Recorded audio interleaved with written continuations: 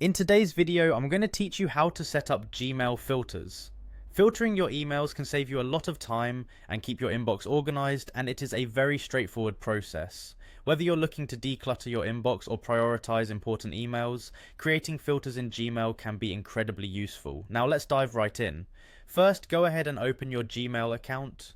Once you're in your inbox, you'll notice a small gear or cog icon on the upper right corner of the screen. This is your settings icon.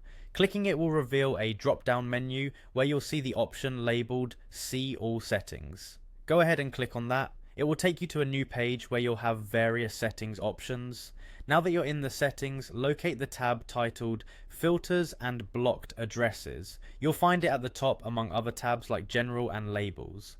Click on it and it will bring you to the section of Gmail dedicated to creating and managing filters. Here you'll notice a button that says Create a New Filter.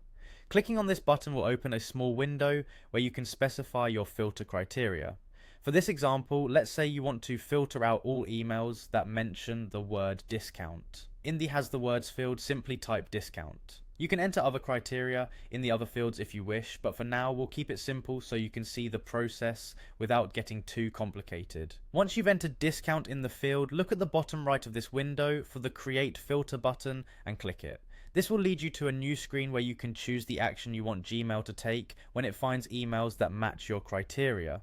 One common action is to delete these emails automatically. To do this, you should look for and click on the checkbox next to Delete It. Additionally, you'll see an option that says Also apply filter to matching conversations. If you check this box, it will apply the action you've selected to any existing emails in your inbox that match your filter criteria, not just new ones that arrive after the filter is set up. This can be useful if you want to clean up your inbox immediately.